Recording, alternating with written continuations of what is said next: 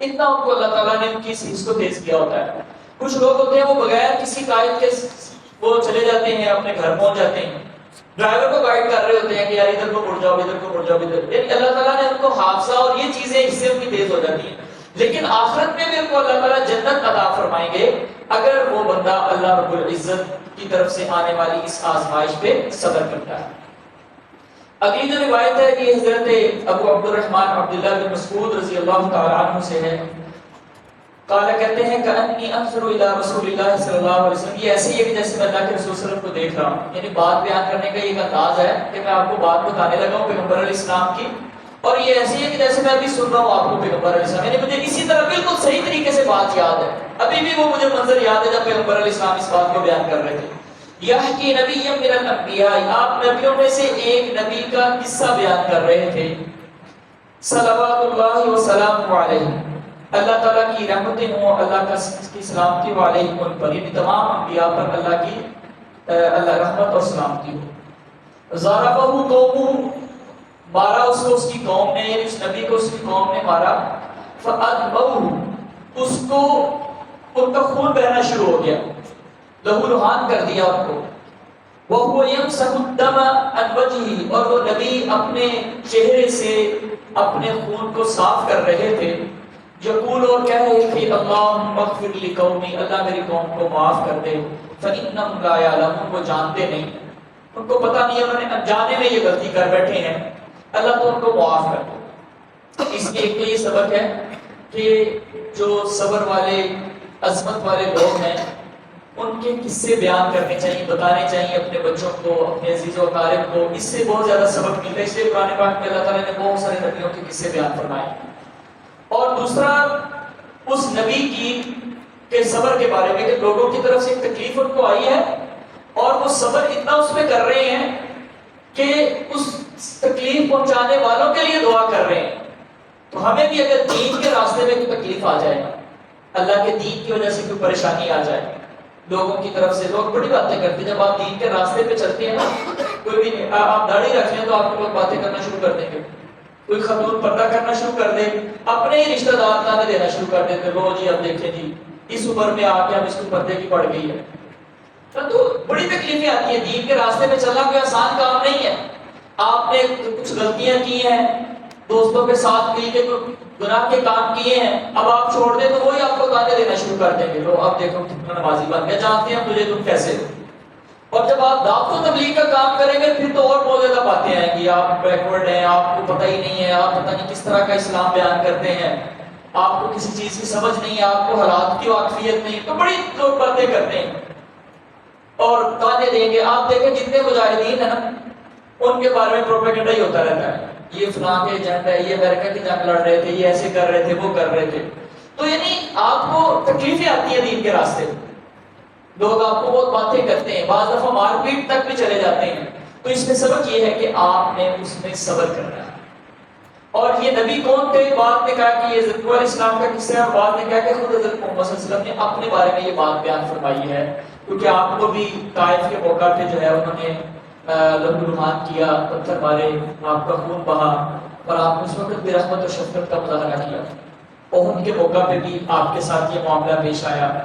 تو یہ بھی بیان کیا جا رہا ہے کہ ہمیں کس طرح صبر کرنا چاہیے. اگلی روایت حضرت ابو سعید اور حضرت ابو ہریرہ رضی اللہ عنہما سے ہے. عن نبی، وہ نبی صلی اللہ علیہ وسلم سے روایت کرتے ہیں، قال کہتے ہیں ما یصیب المسلم من نصب، کسی بھی مسلمان کو کوئی تھکن ولا وصب، کوئی بیماری، ولا ہم، کوئی بھی فکر، ولا حزن، کوئی غم، ولا حزن، کوئی تکلیف، ولا غم، یا کوئی بھی کسی قسم کا غم پہنچتا ہے، حتی الشوکتی، یہاں تک کہ ایک کانٹا بھی چھپتا ہے، یشاکو ہے، اس کو چھپ جاتا ہے، الا کفر اللہ بها من خطایاہ، اللہ تعالیٰ اس کی وجہ سے اس کے کچھ گناہ معاف کر دیتے. جو بھی انسان کو پریشانی، تکلیف، مشکل سائیکولوجیکل آ جائے، جسمانی طور پہ آ جائے، مالی طور پہ آ جائے، بدنی طور پہ آ جائے، جتنی بھی تکلیفیں، مشکلات، پریشانیاں آ جائیں، کوئی بھی مصیبت آ جائے، اگر انسان اس پہ صبر کرتا ہے اللہ کی رضا کی خاطر تو اللہ تعالیٰ اس تکلیف کو اس کے لیے گناہوں سے کفارے کا ذریعہ بنا دیتا. اگلی روایت حضرت ابو ہریرہ رضی اللہ تعالیٰ عنہ سے قال کہتے ہیں قال رسول اللہ صلی اللہ علیہ وسلم، اللہ کے رسول صلی اللہ علیہ وسلم نے فرمایا من یرد اللہ بہ خیرا، اللہ جس کے ساتھ بلائی چاہتے ہیں یوسف بن اس کو مصیبت سے دوچار کر دیتے ہیں۔ یہ جو مصیبت آتی ہے نا، پریشانی آتی ہے، تو یہ بھی اللہ تعالیٰ کی طرف سے ایک رحمت ہوتی ہے کہ اگر ہم اس پہ صبر کریں گے تو ہمارے گناہ معاف ہو جائیں گے، ثواب کی امید رکھیں گے تو اللہ تعالیٰ سے ہمیں انشاءاللہ ثواب بھی ملے گا۔ اس کی مزید وضاحت جو ہے وہ ایک اگلی روایت میں بھی آتی ہے، تو اس میں مزید ہم انشاءاللہ اس کو پڑھیں گے کہ یہ بھی اللہ تعالیٰ کی طرف سے ایک رحمت بازم ہوتی ہے کہ ہمارے گناہوں کا کفارہ جو ہے وہ اللہ تعالیٰ اس صورت میں بھی ہمیں دے دیتے ہیں۔ اگلی روایت حضرت انس رضی اللہ تعالیٰ عنہ سے قال کہتے ہیں قال رسول اللہ صلی اللہ علیہ وسلم، اللہ کے رسول صلی اللہ علیہ وسلم نے فرمایا لا يتمنين احدكم الموت لضر اصابه، تم میں سے کوئی بھی موت کی تمنا نہ کرے کسی تکلیف کی وجہ سے جو اس کو پہنچے۔ کوئی بھی تکلیف آ جائے، پریشانی آ جائے تو موت نہ مانگے اللہ تعالیٰ سے، نہ زبان کے ساتھ نہ دل کے اندر سوچے کہ یا اللہ میں ماری جاؤں تو بہتر ہے۔ فَإِن كَانَ لَا بُدَّ فَاعِلًا، اگر اس نے ضرور کچھ کرنا ہی ہے، کہنا ہی ہے، فَلْيَقُلْ، بس وہ کہے اللہم احیینی، اے اللہ مجھے زندہ رکھنا، ما كانت الحیات خیرا لی، جب تک زندگی میرے لیے بہتر ہو، وتوفنی، اور اللہ مجھے فوت کر دینا، اذا كانت الوفاۃ خیرا لی، جب موت میرے لیے بہتر ہو۔ یہ کہہ سکتے ہیں مطلقاً جو ہے وہ اللہ سے موت نہ مانگے کہ یا اللہ بس مجھے موت آ جائے۔ تو اس کی کیا وجہ ہے؟ اس کی ایک بڑی وجہ تو یہ ہے کہ یہ ویسے صبر کے منافی ہے، موت مانگنا صبر کے منافی ہے کہ آپ کو تکلیف آئی، پریشانی آئی، اور تو یہ ایک بات ہے کہ ایک تو صبر کے منافی ہے، دوسری بات یہ ہے کہ انسان کو پتہ نہیں ہے، ہو سکتا آئندہ زندگی میں اس کے لیے آسانیاں ہوں، پریشانیوں سے وہ بچ جائے اور اس کو بہت زیادہ خوشیاں نصیب ہوں، اور یہ بھی ممکن ہے کہ آئندہ آنے والی زندگی اس کی آخرت کو زیادہ بہتر بنانے والی، اس کو توبہ کی توفیق ملے، اس کو نیکیاں کرنے کی توفیق ملے، اللہ سے کوئی دین کا کام لے لے اور وہ اس کی آخرت کو بہتر بنا دے۔ تو جب ہمیں پتہ نہیں ہے کہ ہماری پہلے والی زندگی ہمارے لیے زیادہ اچھی ہے یا بعد میں آنے والی زیادہ اچھی ہے، تو ہم کیوں موت کی تمنا کریں؟ یہ دیکھیں یہاں پہ موت کی تمنا کرنے کی ممانعت کی جا رہی ہے، اور وہ لوگ جو مار لیتے ہیں اپنے آپ کو، خودکشی کر لیتے ہیں، یہ تو اس سے بھی بڑا جرم ہے نا۔ اتنا بڑا جرم ہے کہ پیغمبر علیہ السلام نے فرمایا کہ جو بندہ جس طریقے سے خودکشی کرتا ہے نا، اس کو مسلسل قیامت تک یہ عذاب ملتا رہتا ہے۔ کوئی پانی میں کود کے مر جاتا ہے تو اس کو مسلسل یہ سزا ملے گی، کوئی زہر کھا کے مر جاتا ہے تو اس کو قیامت تک اس کی تکلیف محسوس ہوتی رہے گی، پھر قیامت والے دن جو سزا ملنی ہے وہ ایک الگ معاملہ ہے۔ تو یہ اتنا بڑا جرم ہے خودکشی کر لینا۔ ہمارے یہاں تو عام سی بات ہوتی چلی جا رہی ہے، تھوڑی سی تکلیف آئی، تھوڑی سی پریشانی آئی، گھر میں تھوڑا سا جھگڑا ہو گیا، کوئی آپس میں میاں بیوی کی لڑائی ہو گئی تو بچوں کو بھی مار دیا، خود بھی خودکشی کر لی، یعنی عام سی بات ہوتی جا رہی ہے۔ یہ بے صبری نہیں مومنوں کے اندر ہونی چاہیے۔ حالات، اللہ کے رسول صلی اللہ علیہ وسلم اشارہ دے رہے ہیں کہ حالات بدل جاتے ہیں۔ آج مشکلات ہیں، آپ کے گھریلو حالات ٹھیک نہیں ہیں، فقر و فاقہ ہے، کل کو اللہ آسانیاں بھی پیدا کر دیں گے، آپ صبر کریں۔ چھوٹی چھوٹی باتوں کو پھر موت کی تمنا کرنا، بددعائیں دینا اپنے آپ کو، یا خودکشی کے ارادے کرنا شروع کر دینا، یہ بہت بری بات ہے۔ اللہ تعالیٰ آسانیاں فرمانے والے ہیں، تو اللہ تعالیٰ پہ انسان کو یقین رکھنا چاہیے۔ ہاں یہ دعا کر سکتا ہے اور یہ اس کے منافی نہیں ہے، کیونکہ یہ تو ایک دعا ہے نا کہ یا اللہ جب زندگی میرے لیے جتنی اچھی ہے جتنی دیر تک اتنی دیر تک مجھے زندہ رکھنا، اور جب میرے لیے بہت بہتر ہو، اگلی زندگی زیادہ خرابی والی ہو تو یا اللہ اس کو موت دے دینا۔ تو یہ دعا جو ہے وہ کی جا سکتی ہے۔ اگلی روایت حضرت ابی عبداللہ حضرت خباب بن ارد رضی اللہ عنہ سے روایت ہے، حضرت خباب نے بڑی تکلیفیں برداشت کی ہیں، یہ نا ابتدا کے اندر اسلام لے آئے تھے، تو اور ان سے نا صبر اس طرح بھی نہیں تھا کہ اعلان بتاتے تھے جا کے میں مسلمان ہو گیا، جوش بھی تھا نا، اللہ کی توحید کو بیان کرنے کا شوق بھی تھا، تو اور کمزور بھی تھے، تو بہت زیادہ ساتھ قبیلہ بھی اتنا مستحکم نہیں تھا جو ان کو بچاتا۔ عربوں کے اندر یہ بھی طریقہ تھا کہ یعنی ایک ان کی ہر رواج تھا کہ قبیلے والے جو ہے نا وہ بندہ جیسا بھی اس کو سپورٹ کرتے، جیسے ہمارے بھی برادریوں والے کرتے ہیں، انسان جتنا بھی برا ہو نا، آپ جب اس کو کچھ کہیں گے تو برادری والے ساتھ کھڑے ہو جاتے ہیں۔ تو ان کا یہ معاملہ بھی نہیں تھا، تو ان کو بڑی تکلیفیں آئیں۔ وہ کہتے ہیں کہ قد شکونا الی رسول اللہ صلی اللہ علیہ وسلم، نے ایک دن اللہ کے رسول صلی اللہ علیہ وسلم سے شکایت کی، وہ متوسد، اور آپ تکیہ لگا کے، بردۃ لہو، آپ کے پاس ایک چادر تھی، اس کا آپ تکیہ لگا کے بنا کے نا لیٹے ہوئے تھے، ٹیک لگائے ہوئے تھے، فی ظل الکعبۃ کعبے کے سائے میں. اس سے بھی پیغمبر علیہ السلام کی سادگی کا پتہ چلتا ہے. جو چادر ہے اسی کا پیٹ لگائی, اس کا تکیہ بنایا رہتے. فقلنا ہم نے کہا الا تستنصر لنا, اللہ کے رسول صلی اللہ علیہ وسلم ہمارے لیے آپ مدد کیوں نہیں مانگتے اللہ تعالیٰ سے. الا تدعو لنا, اللہ کے رسول ہمارے لیے دعا کریں نا اللہ تعالیٰ سے. فقال, آپ نے فرمایا قد کان من قبلکم, تم میں سے پہلے ایسے بھی معاملات آئے ہیں پہلی امتوں پہ. یؤخذ الرجل, آدمی کو پکڑا جاتا, فیحفر له فی الارض, اس کے لیے زمین میں گڑھا کھودا جاتا, فیجعل فیہا, پھر اس کو گڑھے میں رکھ دیتے. ثم یؤتی بالمنشار, اور پھر ایک جو ہے نا وہ آری سی لے کے نا لوہے کی جس کے ساتھ چیزوں کو کاٹتے ہیں وہ لیا جاتا. فیوضع علی رأسہ, اس کو اس کے سر پہ رکھا جاتا. فیجعل نصفین, اس کو دو ٹکڑے کر دیا جاتا. اتنا زیادہ ظلم دین کی وجہ سے, ایمان کی وجہ سے پہلی امتوں کو برداشت کرنا پڑا. اور فرمایا کبھی ایسا بھی ہوتا ہے کہ یمشط بامشاط الحدید ما دون لحمه وعظمه, کہ لوہے کی کڑیاں لے کے نا بڑی بڑی ان کو جسم پہ پھیرا جاتا, اس سے ہڈیاں اور انسان کا گوشت جو ہے وہ ادھڑ جاتا. اتنا زیادہ ان کو جو ہے وہ تکلیف پہنچتی. ما یصدہ ذلک عن دینہ, لیکن پھر بھی وہ اپنے دین سے باز نہیں آتے, اپنے دین پہ کاربند رہتے. واللہ, اللہ کی قسم, لَيُتِمَّنَّ اللَّهُ هَذَا الْأَمْرَ, اللہ اپنے اس معاملے کو ضرور پورا فرمائیں گے, اللہ اس دین کو ضرور غالب فرمائیں گے. حَتَّى يَسِيرَ الرَّاكِبُ مِنْ صَنْعَاءَ إِلَى حَضْرَمَوْتَ, یہاں تک کہ ایک چلنے والا سوار چلے گا صنعاء سے لے کے حضرموت تک جائے گا. لا يخاف الا اللہ, اس کو اللہ کے علاوہ کسی کا ڈر نہیں ہوگا.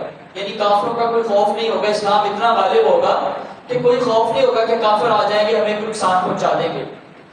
ہاں, وَالذِّئْبُ عَلَىٰ غَنَمِهِ, یا اس کو یہ ڈر ہوگا کہ اس کی بکریوں کو کوئی جو ہے بھیڑیا نہ کھا جائے آگے. یہ تو ایک نیچرل معاملہ ہے. وَلَٰكِنَّكُمْ تَسْتَعْجِلُونَ, تم تو بڑی جلدی میں آ گئے. یعنی آپ دیکھیں کہ صحابہ کو کتنی تکلیفیں, پیغمبر علیہ السلام کہہ رہے ہیں کہ ابھی بھی فرما رہے ہیں کہ تم تو جلدی میں آ گئے ہو, جلدی گھبرا گئے ہو. تو یہ جب انسان دین کے راستے پہ چلتا ہے نا تو اس کو تکلیفیں آتی ہیں. ہمیں اگر نہیں آتی نا تو سچی بات یہ ہے کہ ہم صحیح دین کا اعلان کرنے والے نہیں ہیں اس پر. آج آپ ذرا توحید کی بات صحیح طریقے سے کر کے دیکھیں. ہم تو چونکہ موضوعات ذرا میٹھے میٹھے جملے میں بیان کر دیتے ہیں, وہ لوگوں کو بڑے اچھے لگتے ہیں جی, بہت سوشل ایشوز پہ بہت بولتے ہیں. مولانا صاحب درس دیتے ہیں تو بڑے اچھی اخلاقیات بہت بیان کرتے ہیں. تو اخلاقیات میں تو مسئلہ ہی نہیں ہوتا. آپ بتائیں لوگوں کو کہ دربار پہ جا کے سجدہ کرنا شرک ہے, دیکھیں لوگ آپ کو کتنی گالیاں دیں گے, آپ کے ساتھ کتنی بدتمیزی کریں گے. آپ توحید حاکمیت کی بات کریں ہم کہ اللہ کے قانون کے علاوہ کسی اور کے قانون کو نافذ کرنا شرک ہے اللہ کے ساتھ, آپ پہ کتنے فتوے لگیں گے, یہ شدت پسند ہے, یہ ہو گیا وہ ہو گیا. آپ جہاد کی بات کریں آپ پہ بڑے فتوے لگنا شروع ہو جائیں گے.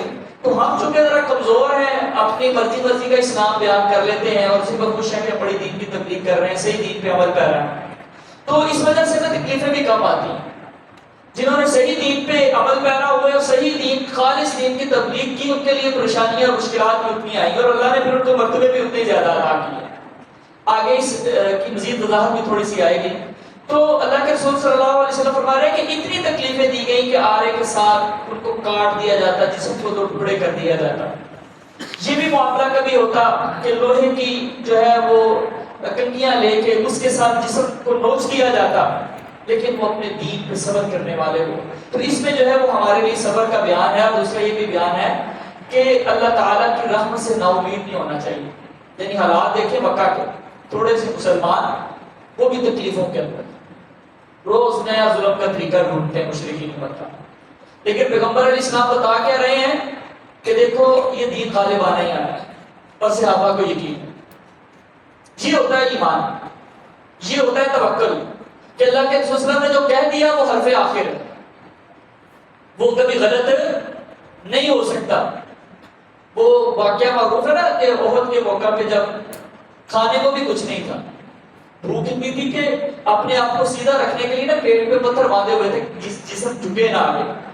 تو ایک جو ہے نا چکان ٹوٹ نہیں رہی تھی, تو پیغمبر علیہ السلام کو بتایا جا کے, پیغمبر علیہ السلام نے اس کو کلاڑے کو لیا, ایک مارا, تھوڑی سی ٹوٹی, آپ نے خوشخبری دی کہ فلاں شہر میں فتح ہو جائے گا. پھر دوسری باری فرمایا فلاں شہر میں فتح ہو جائے گا, فلاں سلطنت بھی اللہ نے تمہیں دے دی. تو صحابہ اس پہ اللہ پر کہہ رہے ہیں, خوش ہو رہے ہیں.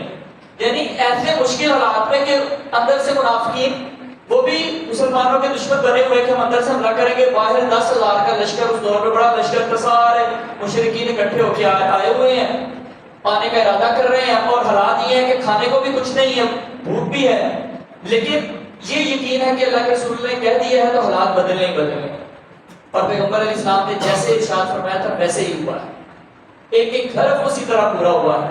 اور جو آپ نے قرب قیامت کی نشانیاں بیان کی اس پہ بھی ہمیں یقین رکھنا چاہیے کہ وہ انشاءاللہ حرف بحرف پوری ہوں گی، اس میں ہمیں تعویل نہیں کرنی چاہیے، اس کا یہ مطلب ہوگا، اس کا یہ مطلب ہوگا، اس کا یہ مطلب ہوگا۔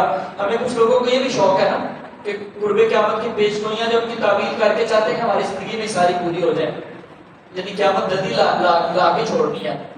تو بہرحال یہ اس میں یہ بھی پتہ چلتا ہے کہ پیغمبر علیہ السلام نے جو باتیں ارشاد فرمائی ہیں وہ بالکل صحیح ہوئی ہیں۔